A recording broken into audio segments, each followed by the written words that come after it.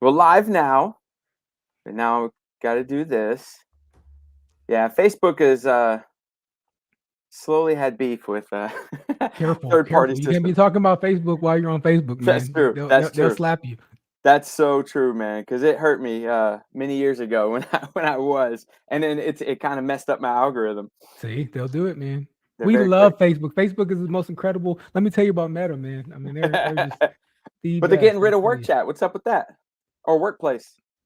Facebook and Meta can make no mistakes ever on this planet, and they should have all the money in the world. How about that? You're definitely protecting yourself, sir. Yeah.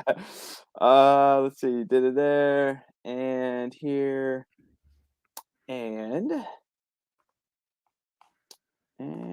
we are good. Sweet. Awesome. So, what's up, Tony? How are you? I am outstanding. How are you? I'm doing amazing. I'm doing really, really good. All right, so I'm gonna go ahead and intro you real quick, if that's okay.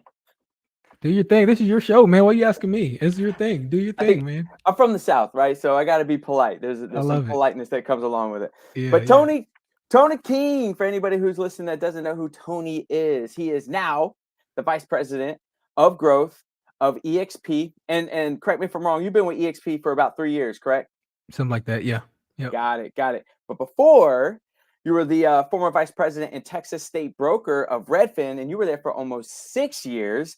And before that, you were with Remax for like 2 years and 1 month, I believe. Is that correct? You been stalking me, man? Are you stalking me?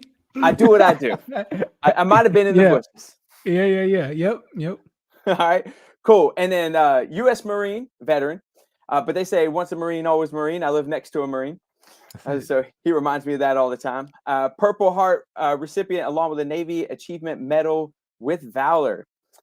Serves as a board member also to the fifth largest realtor association in the U.S. and hosts a weekly podcast dedicated to helping agents excel in their careers. Am I right or am I wrong? You're right on those things. At least that's what they tell me. Yeah.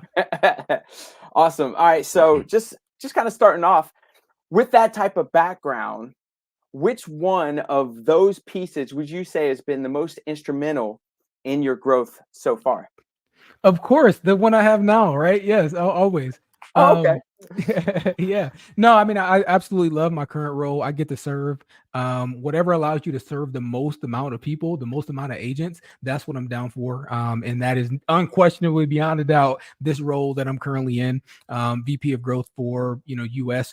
Specifically, my states are the big ones. So I've got California, I've got Texas, I've got Florida, I've got North Carolina, Georgia, all the big states, those sort of, reporting to me. So it's a true blessing to be able to serve like 60% of UXP or EXP's US agents for sure. Right. Right. Okay, cool. And then what is if for somebody that doesn't necessarily understand, okay, great. You had these large states within the association, within the United States in terms of this vice president of growth position. What if you could bring it down and just put in a layman's term? What is that? What is the vice president of growth within these large states within this U.S.? It's funny. Yeah, I get that question. I'm like, oh, that's cool. Like, what do you What do? is it? Yeah. What does that mean? So yeah, ultimately, I help teams and brokerages make the decision to come to EXP. Right. That's it. So influencers. So like really those three major influencers, like top producing agents, and then also teams and brokerages. If you as an agent, your audience is out there, and they say, hey, I got this team, I got this brokers that I know, but I don't know what to say. I don't know how to get the conversation started. I don't know what to do.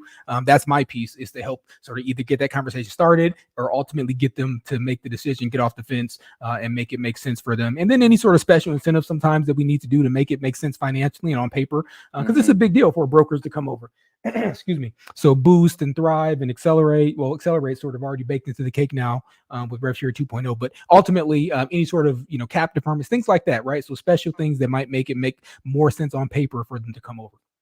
Got it. Yeah. No, I appreciate that. We've had about 3 brokerages move over just to our organization within the last 2.5, maybe 3 weeks. Yeah, It's man, crazy. you're on fire. You're on fire, brother. Well, we're just delivering value, and then once they see it, obviously, then we have those They can't conversations unsee like it. can't Yep. unsee it, can't Yep. unsee it. What is this is me just being curious. What is the oddest request that you have gotten from a broker owner, large team before they move over? The oddest request. Oh Yeah. man. Um,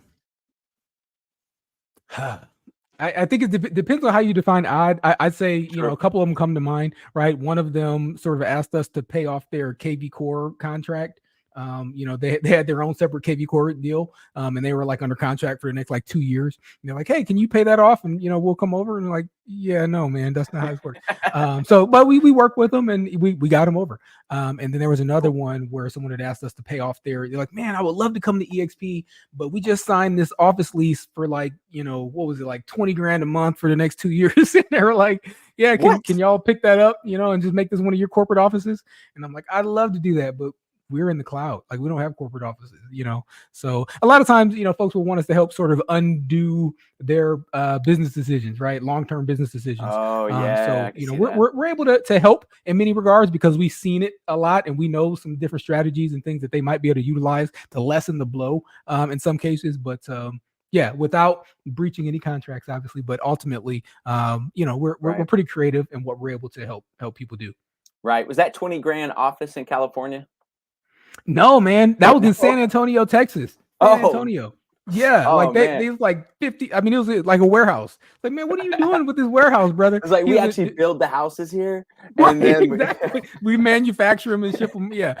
So yeah, I don't know what the guy was thinking, but you know, I love him to death, and you know, we figured it made out. it work. So, made it work. Just rent it out to SpaceX or there you go. Yeah, exactly. Tesla. They're coming to town. Yeah. What is the number one KPI that you track on a, let's say, monthly, quarterly, and then even an annual basis? Yeah, so there's two that I have my team. So, you know, the state directors report into me. So I've got a state director in Florida. I've got one in California. I've got one for Georgia and sort of the surrounding areas there. And here soon, I'll probably have another one for Texas. Ultimately, the KPIs that I'm looking at are number one, incoming agents, right? And I sort of look at it on twofold because you've got your leading indicators, you got your lagging indicators, right? Right. So the leading indicators meaning those things that you do, right? What are the habits? What are the day-to-day tasks? How many appointments are you taking? How many things are you setting, right? So those things aside, I presume you're talking about the lagging indicators, like the results. So the results that I'm tracking though are going to be how many incoming agents do we have coming into each region or state, and then what is the productivity per agent? Right. And those are the things that, you know, my team is going to be accountable for. And we influence those numbers by attracting top teams. So it's not just about who can fog a mirror and get them to come to EXP or brand new agents off the street. Yes, we love our new agents. We have programs and things for them. But to really move the needle, as Leo says, our fabulous, amazing CEO, Elio, says, hey, look, you know, EXP is where the pros go to grow, right? So we're looking for pros that are looking to grow. And that's why we're looking at that productivity per agent as a major factor. That's awesome. That's awesome. What is the goal for per agent productivity as of now? Yeah, so you know, it's something right now where we are exceeding the market by multiples. I think right now, according to NAR, it's in the like 2 or 3 range out of all realtors per year, and right now EXP is hovering over 6. So that's incredible. But we would love to get that number, you know, up to 10, right? If we could go in and say, hey, our average, and by the way, for 90,000 agents, that number of like, I think it's like 6.5 or something last time I checked. And again, that's the entire US, right? So not just my states. Right. But yeah, I mean, we're leading the industry in productivity per agent, which is amazing. And then additionally, we're looking to even continue to grow that. So I love to see us at, you know, 10 deals per agent. And when you multiply that times, you know, 100,000 agents, that gets to be some real money real quick. Right. So say somebody's looking at this whole EXP thing, and then you drop, you know, this is where pros go to grow, which is stick, by the way. That needs to be on a t-shirt. What are some of the resources that we're helping these pros move on to that next level, to scale to that next level, to grow? What are some of the resources that we're even providing for them to be able to do that? My gosh, you know, however they want to consider it, right? So we effectively are able to take over the entirety of their marketing, right? So we have a marketing center. We have 24/7 support now. We're able to take over sort of all the back end and brokerage stuff. And when I say that we've got 24/7 support, we're talking really kind of administrative type things. So, you know, I need help with my tech support. I need, you know, accounting assistance. I need my CDA, all that kind of stuff. You got 24/7 support for that, which has never existed in the real estate industry, right? First. Yeah. And then on top of that, our broker team for those sort of escalated and contract questions, our broker team's available from 7 a.m. to 7 p.m. 7 days a week, right? So no one else, by the way, has brokers there, and not this tier, like top tier brokers as well, that are available 7 a.m. to 7 p.m. 7 days a week. And they're accessible by either phone call, by email, by eXp World, obviously, or even chat, right? We were talking about work chat a little bit earlier. As we, maybe transition down the road, we're going to probably have to transition down the road, but there'll always be a way to instant message, right? Whether it's Slack, whether it's, we're looking at a few different options, but sort of looking at what the next technology looks like when you can just text your broker team and say, hey, I need some help on this issue. Yeah, that's been for us. I mean, especially with the brokerages that we've came from in the past, where you are looking for that person to, help you out, if it's the broker owner or the broker in charge or whatever it is, and you're knocking on the door, and man, they're out selling real estate. Exactly. Or the door's closed. Or they're on vacation or like whatever. Yeah, Exactly. yeah, Yep. yeah. So 100%. and I think most agents realize once they get into the business, they figure out that this business is 80% paperwork and administrative and compliance and 20% sales. So Right, if you right. were to scale time, so in order to pull that 80% out of your world to replace it with more 20%. And sounds like a lead win. gen as well, right? So I mean, we Yep. have all those tools to be able to help agents with lead gen.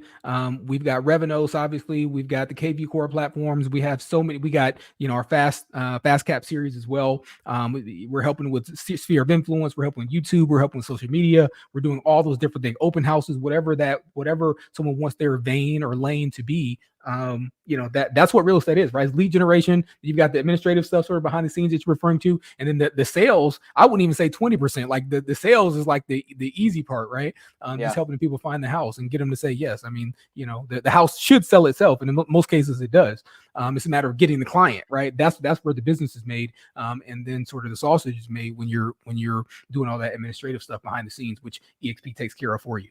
That's right. What are you seeing to be, let's say, for example, the top activity that these broker owners, large teams are doing in order to get more leads in this market?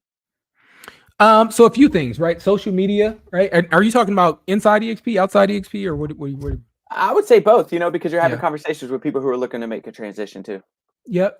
So, that the vast majority of brokerages that I talk to, because I'm talking to sort of top tier, and they're either using some sort of Zillow Flex platform or some sort of third party lead gen environment. Or they are 100% SOI, and it's funny because it's like two separate camps. Yeah. And they're the exact opposite mentality, but they're really, really successful either way, right?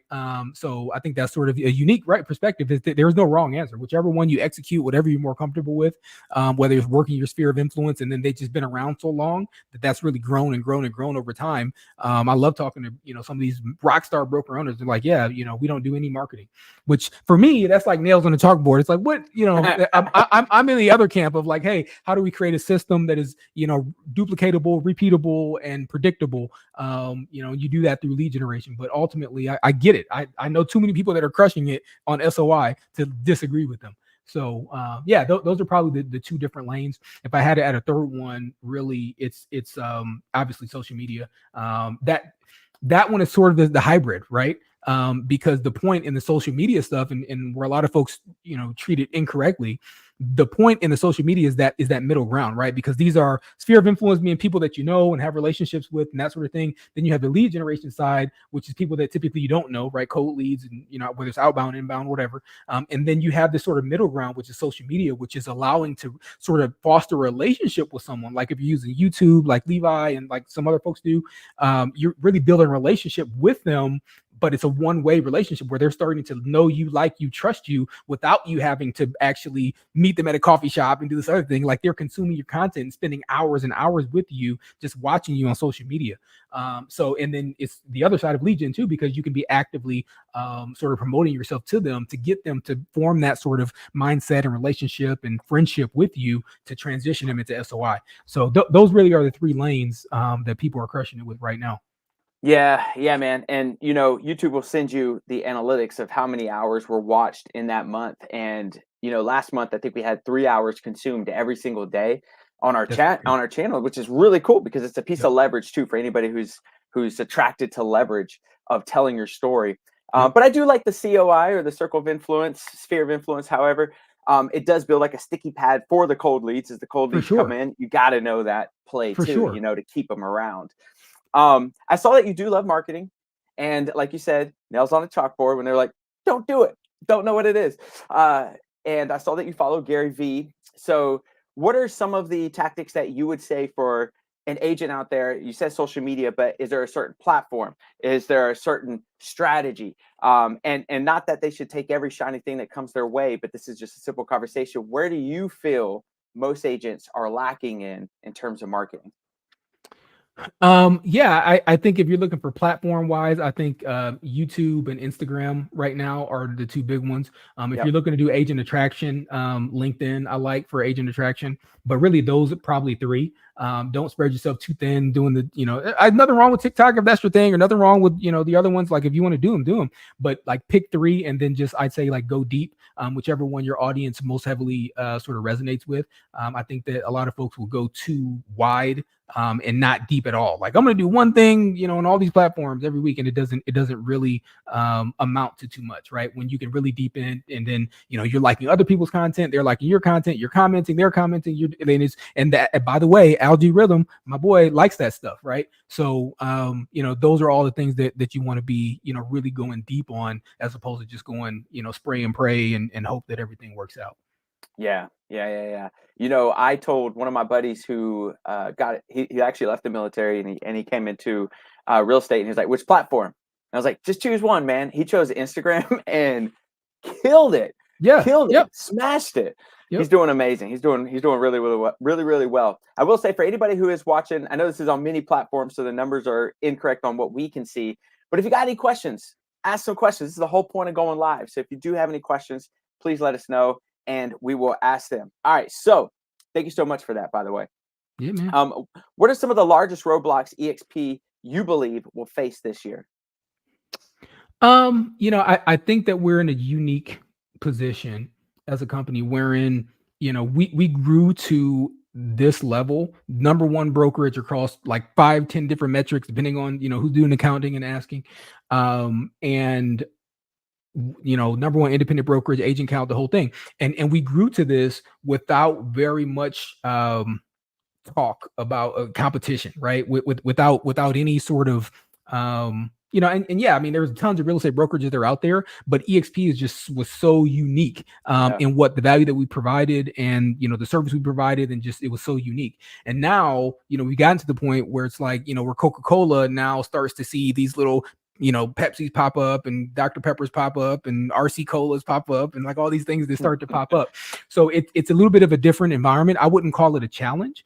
And the reason I say that is that we as a company now are pouring into waking up in the morning and saying, hey, how do we make this still a no-brainer, right? Because when EXP first rolled out, and for many, many years, it was an absolute no-brainer. There's nothing like EXP that's out there on the market, right?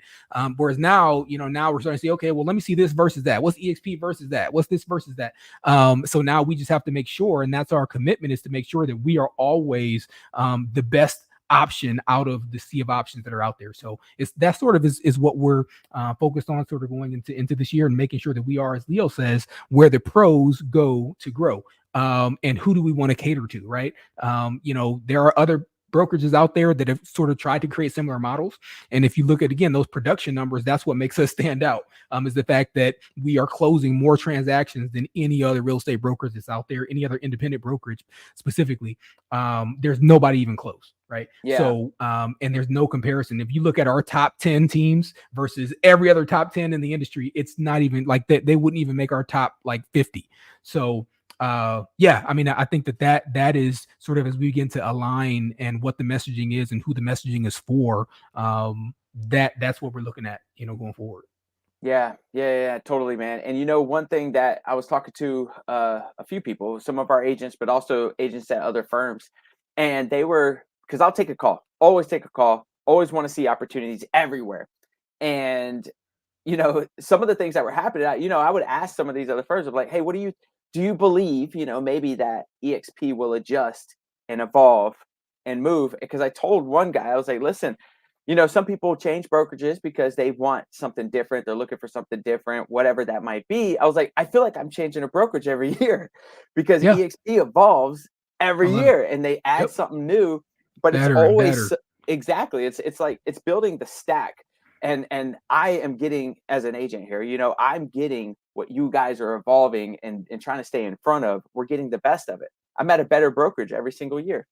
That's true. That's absolutely true. And it's not every year. It's like every quarter, man. It's That's hard to true. even Now it keep is. up, right? It's like every quarter. But yeah, for sure. And that's something that we're committed to. I mean, the executive team here at EXP is like nothing that I've ever had the opportunity to work with or for.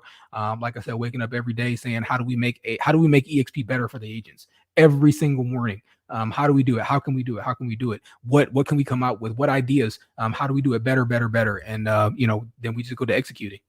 Yeah. Is there anything that you could talk about that is on the whiteboard right now that we may get a taste of in the future Oh man. that you could Probably talk not. about? No. Yeah, Yeah, probably not. Nothing that, but that's the thing is that there's so much exciting stuff that we just rolled out, it's that true. like it doesn't, we don't need to talk about what's coming down the pipe. We got all kinds of great stuff coming, but the reality is that what we just rolled out a few weeks ago, obviously Rev Share 2.0, obviously Glenn made the announcement yesterday on the vesting, if someone passes away and they have vested register, I mean, like that was 2 days ago. So like, it doesn't have to be Yeah. a yearly thing or quarterly thing. Like they just drop and drop and drop and make EXP better and better every day. So what is that vesting, since it's so brand new, 2 days ago, and Glenn Safer got a ton of likes, comments, and stuff on that post. For anybody who doesn't know what that is, do you mind explaining that real quick? Man, I'm not. I would encourage everyone to go and read Glenn's post for two reasons. Number one, because I'm still trying to wrap my head around it. He dropped that bomb without like saying, "Hey guys, executive team, this is what we're doing." He's like, "Boom, like this is what we're doing." And you're like, whoa, what? Oh yeah, exactly. Like, let me get caught up. The other thing is we're really trying to boost our presence on social media and by going there, checking it, giving it thumbs up, Oh, social yeah. engagement. We want to push everything to Glenn and to the C-suite as they're promoting their channels. So. Yeah. Check it out So there. We'll what's the drop a call to link. action? Let's Yeah. drop. I'll drop the link before the end of this, and you can spread it out to Glenn's post. Let's do that. Too easy, man. Too easy. Yeah. Is there a different roadblock that EXP leadership sees in, let's say, 5 years? Of course, anything could happen in 6 months that completely changes the industry. But you've kind of talked a little bit about maybe this year. What about in 5 years? Something a little bit more further that might be a roadblock that we're kind of looking at. Roadblocks, I don't really tend to look at things as roadblocks so much as opportunities. I think that the big opportunity that everyone's talking about right now is the whole NAR settlements and all that sort of thing. And by the way, again, if you haven't checked out Leo's and Holly's stuff on that, I mean, they've been putting out content like every single week on that. They're actually about to start even leveling that up, Q&As and talking about sort of how to navigate this new environment. But I think that is not an obstacle, but an opportunity going forward for agents to really focus on representing buyers, representing their value as a buyer's agent, or to focus and shift on listings, right, and creating value there. So I think that interesting times ahead. It's like Jim Rohn said, right? What does the future hold? Is I can promise you, I got a crystal ball right here next to me. I look at it every day. I know exactly what it says. It says opportunity mixed with difficulty. That's what it's going to say tomorrow. That's what it's going to say 10 years from now, 20 years from now. Opportunity mixed with difficulty. So our job is to sort of find that opportunity and oversee the difficulty. Yeah, and big props to Holly. Holly jumped on one of these calls, and I don't know, 3 days after the announcement, we put it on what we call Be More Training. We jumped on here, and she was like, "Give us a week. We'll have all the paperwork, all the scripts, everything you guys need." And I'll be darned, it wasn't too much longer. It all came out, and then we send it out to the team. So the team moves fast. Super fast. So I just dropped that link in there. The big agent meet. So that's Glenn's post talking about the vesting on, or I should say the acceleration for rev share if someone passes away. And then the big agent meeting or just on the eXp YouTube channel is where they can check out those videos with Holly and Leo. Got it. So I dropped it in the comments. I'm going to have to afterwards, if you're watching on LinkedIn and the other spots, I'll drop it in there. This doesn't necessarily pull all that stuff, so I'll do that a little bit later. And this is a little bit more of a personal question. What is the biggest obstacle you face in continuing to grow? So I probably look at that in a couple different regards. Firstly, I'll address it from sort of the corporate angle, and it's just there's so much opportunity, right?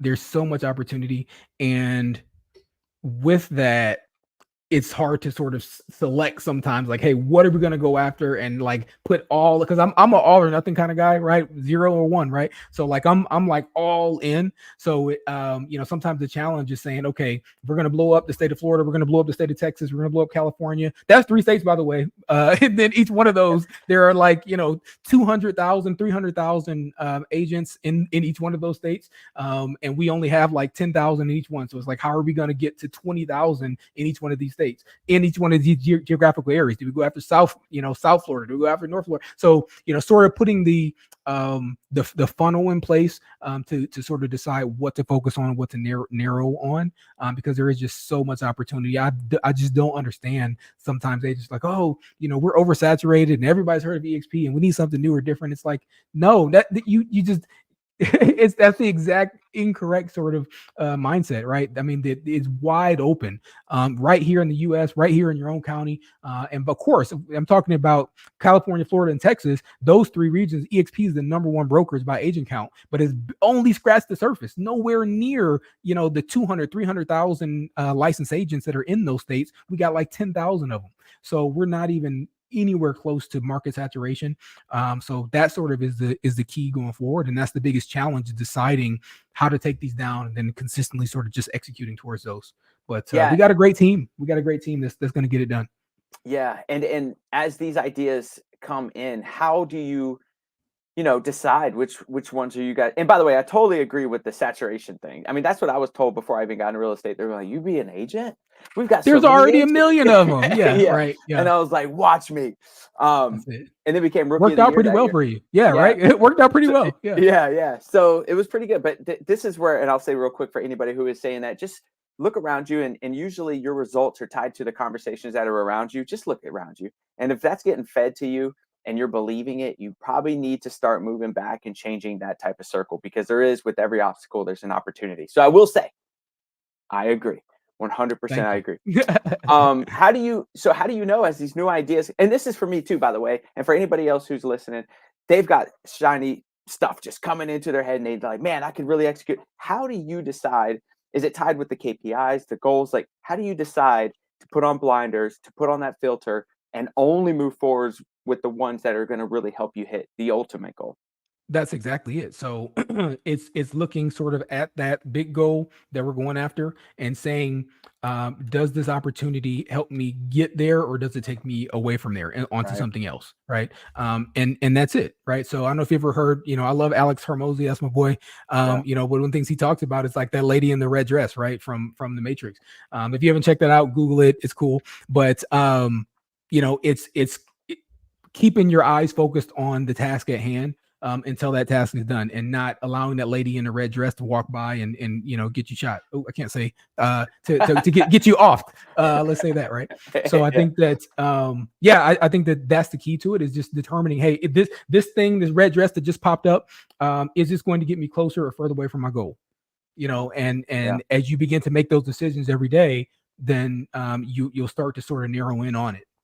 Yeah, good, man. And I appreciate that, because for anybody who's struggling with that, maybe they hear this now or they watch that Alex video, and it's going to help them be a little bit more focused on and build clarity on what they want to accomplish. What personal value used to be, I'm going to reread this and it's going to sound good. Okay. What personal value used to be extremely important to you that has recently flipped? Personal value. Yeah, that's an interesting one. You should have gave me that one ahead of time. No, yeah, I don't know. I think that sort of one of the quintessential sort of definitional terms of a value is something that really doesn't change, right? I tend not to try to change kind of the core values. Integrity, that's sort of chief amongst everything, is being integritous. Honesty, right? I mean, obviously those are things. Loyalty. I mean, all these things, I don't know that those values. I mean, I think you'd be worried if I was like, yeah, I used to have a ton of integrity, but I flipped that up, man. Like, screw that integrity stuff, right? So I think that's one of the things about those values, and you determine are they real true values, if they're core to who you are. So Yeah, that's a great answer. We've had people tell us which values have flipped. So now I'm yeah, questioning, like, oh man, I uh, used to be so honest, man. Like I used to tell the truth all the time, man. But yeah, I flip it up. yeah. I think values are extremely important, and I think you're exactly right. They become cornerstones of your personal and your professional life as you grow. Because even our youngest is 5 years old, and one day your kids will be off in the world without you to remind them of anything. And even at 5, we've built something called the Garcia values that we discuss every single day to I love that. hopefully build this mindset protection of what she's going to no doubt be inundated with as she gets older, and everything that's just surrounding that. So, but be honest is one of them. Be honest, work Good. hard, be kind. Integrity is part of it. So, like, all of that is Which one very have you strong. flipped? Which one are you no longer doing? I That's might an have to interesting switch up question, that man. question now. I Yeah, like it. yeah, I yeah. like it. But put Um, people on the spot, Lo. You gotta, make them sweat, make them shake. yeah, yeah, yeah. Well, this is why I like, how many times, like, even your assistant was like, "Can you send over questions?" I was like, "No." Oh, so it was a setup. Okay, Yeah, she did what she was supposed to do. She should have she asked did, again, man. though. Yeah, no, yeah, 3 times at least. Yeah. No, I like to get the rawest answer, at the moment. And this is almost done now. Now that you know this, worst piece of advice you ever got? Oh man, worst piece of advice. The worst piece. I think I forgot all of them. Because I moved on. Right. So Yeah, um, the worst piece of advice. You know, I won't say that it's a piece of advice so much of it is as a mindset or a culture, right? And I'm glad to hear like you got family values, right? And that's important. I've got a family as well. I've got a wife and 3 girls. Pray for me, by the way. Light a candle or something. They yeah, drive we me got up 2 the wall girls. Yeah, sometimes. Yeah, yeah, yeah. So that said, I think that this sort of culture or mindset of business first and business above everything and work always comes first, that is something that sort of maybe I used to sort of ascribe to, like it'd be all about the, I won't say all about the money or all about the bag, but just passionate about the work, right? And I think many entrepreneurs sort of find themselves in that boat where they see a little success in their business. And they're like, man, like if I could multiply this, and then they start multiplying it, man, if I can multiply it again, and like it can quickly turn into like greed, or can turn into something that's unhealthy, right? yeah, Good goal, bad God. So it can turn into something that's sort of unhealthy and not great for you. And I think that maybe is poor advice, like to tell people like double down, and don't stop until you get to some arbitrary goals in the future. Meanwhile, everything's falling apart all beside you and behind you and beneath you and below you yep, and around you. So I think that having perspective, right? I'm not saying work-life balance, because there's really no such thing as that. But I think that you keep you prioritize what's important to you, right? You got glass balls and you've got rubber balls, right? Keeping in mind that your business is a rubber ball. Like you can drop it sometimes and you pick it back up, right? Whereas your family, your marriage, your kids, those things are glass balls. You drop those and they're broken, they're broke, like they're done. yeah, So you just got to keep in mind that you've got glass balls, you've got rubber balls that you can drop and pick back up. yeah.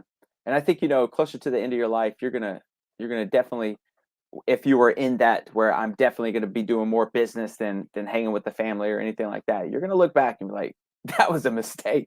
That's it, Like, man. That's you it. know, So, and you hear it all the time with these, a lot of times C-suite executives, not at EXP, by the way, but like, I think it was the Nike, right? The CEO that sort of founded and ran Nike. His kids will never wear Nike shoes. Like they freaking like hate Nike, and like they hate because it pulled dad away, right? yeah, You look at Steve Jobs as well. Like you look at some of the things that are happening, like family wise. I don't know if you watched the documentary, but like it's just it's very sad to see people that have really really poured themselves into their businesses, their corporations, and they've created huge value for everyone in the world except for the 5 people that are in their house. You know what I mean? So and it's just interesting in terms of perspective to think about. yeah. And, important that you said, not EXP, and I'll testament to that because I was teaching classes within EXPU about calendar building. We put a beautiful title to it, but essentially it was calendar building. And even for our own agents, after they get onboarded, what we teach them and what I taught in the class was putting your priorities first. So building out your calendar and putting your family first, date nights, hobbies, Super important. dude, state of the marriage or state of the relationship, depending where you're at, once a month, and having those conversations, which is kind of like the 5 dysfunctions of a team. If you've ever read that book, Yeah. kind of Yep. put into I love that. it. Exercise, huge, because we want you to be able to enjoy the Keep fruits of your going. labor. Yeah. So I agree with that a lot, man. But I will say, in the beginning, it is difficult because you find that once you've hit goal, maybe that entrepreneurial spirit, but you feel as if you haven't hit your highest potential because you were able to hit that goal. So you move it a little bit further because you feel like there's a little bit more potential. So it is kind of a check up from the neck up that you got to do every once in a while, and just kind of breathe and understand your true priorities. That's it. And I mean, there's no balance. There's just priorities. That's it, Yeah. right? Like they're just, these things are priorities, and I'm going to make sure that they all get done to the absolute best of my ability. And you execute on that. That's right. That's right. What is how much time do you got? Let's go, man. Like I'm good. We're good. I want to be super respectful of your time. Yeah. And I only got a few more questions. Okay. What is something you wish you were better at? What do I wish I was better at?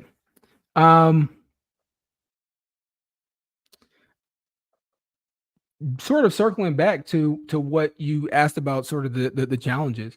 I wish that I was, I think, probably better at identifying opportunities, right? And staying sort of focused on those, right? Because it's a muscle like anything else, right? You flex it and it gets stronger, you flex it, it gets stronger, you flex it, it gets stronger. And I think to that same analogy I brought up, with the woman in the red dress, right? So you're able to look at at one level in your career, you're able to look at $1,000 opportunity and turn it down. Then you're able to look at a $10,000 opportunity and turn it down. Then $1 million opportunity or $100 million opportunity and say, yeah, no, that's going to pull me away. Yeah, there's probably $100 million in that business model, but I don't think so. I think that this one's still going to be where I'm focused on, right? It's going to pull me away from what I said I was going to do.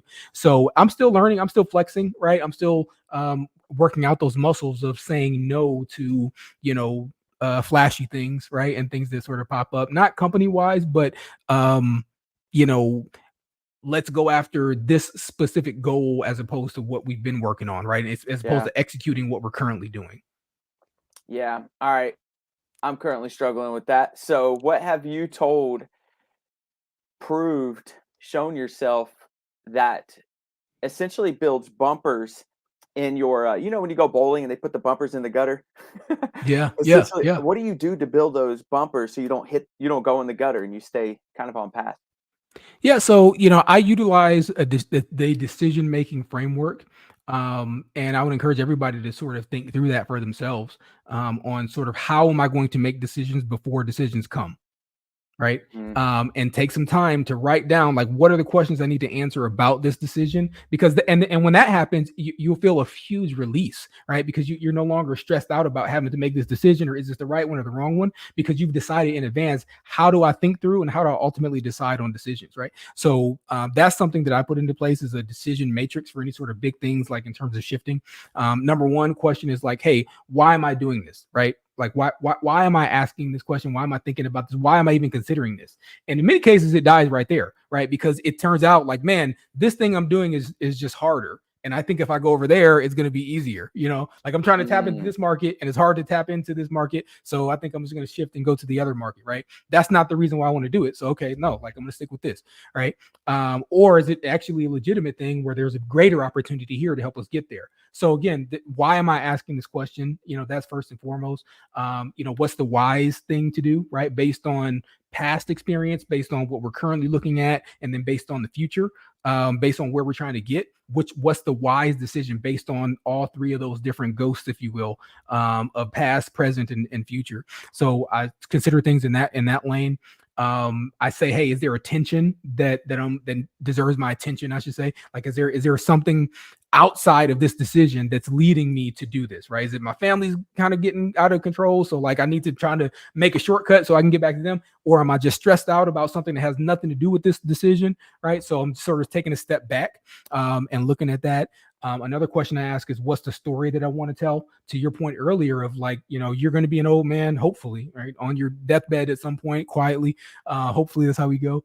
But at some point that occurs, and what's the story that I want to tell looking back at this moment, right? Was it that I jumped ship and went over somewhere else, or was it that I stuck here and that I freaking crushed it, or that I made the decision that I ultimately regretted, right? If I'm deciding, am I going to go on vacation with the fam, or am I going to, double down on work and do the vacation later, whatever the decision is, I'm looking at it with that lens. And then again, the last question I think is regarding just heart posture, right? And love, right? Not like putting yourself last through that decision process. So I'm making a decision not based on what's best for me, but what's best for the organization I work for, what's best for the maximum number of people that are around me. So that's my decision matrix. If that helps anybody, like those are the questions I'm sitting through that I'm working on as I'm looking at, making decisions. But I would encourage everyone to sort of go through their values and consider, hey, what are the important things to me? Yeah, no, I love that, man. And I know that you said a lot fall through the first question. And that may be the answer to my question. Which one of those questions do you find is the most powerful for you? That first one. Moves you. I mean, I think they're all equally powerful. I'm being honest with you. Yeah. They're all equally powerful, but that first one usually weighs off a lot of stuff because it causes that reflection. Like, yeah, this is just a red dress. Like get back to work, Tony. Like, what are you talking about, man? Like, yeah. So you're just stressed out or you're hungry. Like, go grab some, whatever protein bar or something. Get back to work. So yeah, I love it. That's like when a car is, not working too well and you check the oil first. Like that seems like the easiest filter to check. Like, is this the red dress or not?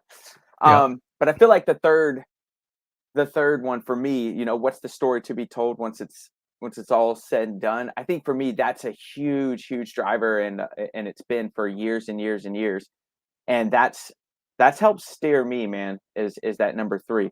Although the first is, I could probably never get to the number 3 just by many doing times you won't. Yeah. But when you get there and you have that powwow with future Ruben, with the gray hair and the receding hairline and all that, and you have that conversation with the wrinkles, and what would he tell you right now? He'd be like, man, come on, knock it off. Don't even think about doing this. Do this other thing, or keep stay the path or whatever it is. Yeah, I love that, man. Do you have that like on a template with your logo and maybe eXp's logo too, but something that you that is not eXp's logo. I actually got it from my church, believe it or not. So yeah, it came from my church. So I've got it on that letterhead if you want it, but you can go to, I think it's Visit One Community Church. It's not, listen, you asked me, by the way, it's not my corporate hat. It's not sponsored by eXp in any regard, but you asked me where it came from One Community Church. So you can get it if you go to that website. I love it. I mean, as you see, I start with the eXp stuff, but I think ultimately people want to know who they're talking to too. For sure. And that's why these questions come in at the end, is like, who is this vice president? That sounds cool, but who are you? What do you believe in? So I appreciate that. What profession other than your own would be fun to attempt? Now that we're talking about don't focus on shiny objects. Hey, what else would you? Yeah, what are shiny objects? No, man, that one I don't have an answer for, because again, like I'm just doubled down. I'm focused. I love what I'm doing right now. And what I'm doing right now is exactly what I want to be doing. So it's like, right. I'm not looking at any red dresses right now. I'm doubling down. I just got in this role, really. Especially like I was director of growth for Texas, and then now VP of growth for all these 60% of like the US. And yeah, I'm loving every minute of it. So like this, I'm not even, my teeth aren't even bit into the burger yet. So yeah. Too early to start talking about that. That's true. And that's why I reached out too. I mean, you could tell you love it because actually my sponsor, she reached out to me, and apparently you guys jumped on a call with somebody else, and she was like, you got to talk to this dude. You got to talk to this dude. His passion. Who's your sponsor? Micah Marat. Oh yeah. That's my girl. Yeah. Good. Yeah. She's solid. So, yeah. And so I was like, oh yeah, let me reach. And that same day. And then for anybody who's watching out there, the same day I asked, the same day, Tony said yes. And that's what all the leadership executive team, man, they've not one person has said no. They've all said yes. You are very, very willing to give your time and value and knowledge. And of course, I appreciate that. Since I beat you up with questions, sir, last question. What question do you have for me or for anybody else who is watching? How can I help you? That's my question for you. How can I help you? How can I help you grow? That's by the way, you can pass that through to everyone who's watching this as well. I'm happy to help anybody at eXp or otherwise. It's easier if you're at eXp, obviously, but even if you're not. But for you, Ruben, what can I do to help you grow, man? Like this my job. I want to help you grow. I want to help you blow this thing out of proportion. What do you need? What do you need from me, from eXp? What's up? I think this is, I guess, the easy answer, but I think you've done it. Like, I think you've given me a lot of great things to think about just for myself on this call. I love those questions. I think I'm going to build out those questions and put them together so that way, because this is how I always think, right? Is like, that's going to help me, but also it's going to help someone else. And I'm going to forget question 4 and 2. So if I put it together and able to send it out and also have it ready for the family, because as my youngest gets older and she starts to hit some challenges or some, get a little bit of headache here and there, I'll have something tangible to give her and something that we could discuss. So I think you probably helped out in multiples I'm going to be hit with in the future. So I really appreciate those questions, man. I really happy to do so, brother. Happy to do so. Awesome, man. So where can everybody find you? Where are they going to find Tony? So, eXp agents, obviously, as you know, hit me up on Work Chat, which is where you hit me and where, Micah hit me and everybody, right? Yeah. So Work Chat's going to be for eXp agents or workplace. And then for everybody else, it's at the Tony D King, on whatever platform. I'm on all of them, same handle. Even, my daughter is 19. She made me get like a Discord, whatever the heck that is. So I'm on all these platforms, including Discord. So the Tony D King. That's where you get me. Awesome, man. Very good. I really appreciate. Oh, last thing. Do you still have that podcast? Because I did read about it. So, it's funny. I do have a podcast right now that Michael Valdez, our chief growth officer, and I are putting together right now. So it's gone through a few different iterations, right? So we had the Wednesday Wisdom podcast, and then we did the first was Wednesday Wisdom, and then it was what was the second one that we did? I forget the name of it now, but that one, Grow and Show, the Grow and Show podcast, and then that one was as I was kind of the director. So the first one, I was in a state broker role, and then as a director, I did the Grow and Show podcast, and then now that I'm with the C-suite executives, we're doing a TMI podcast, Tony and Michael, or Tony and Michael on the industry. So it's TMI, and we will be rolling that out. Probably anyways, next month. So July. Yeah, it'll come out in July. That's all I can say. That's awesome. Yeah, because I know I mentioned it, so I wanted people to go there as well. But that's cool. And I love the name TMI.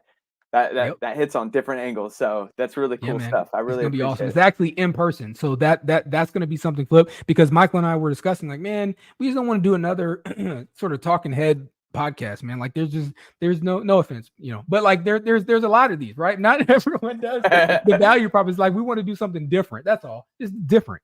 So we're actually coming together in a studio, him and I talking, and sort of doing that on a weekly basis. So that, because he lives in Dallas and I'm in Dallas, was like, hey, let's actually go together in a studio, bring in some top agent talent as well, and talk about stuff, right? So it's going to be different than the majority of podcasts that are in the real estate industry.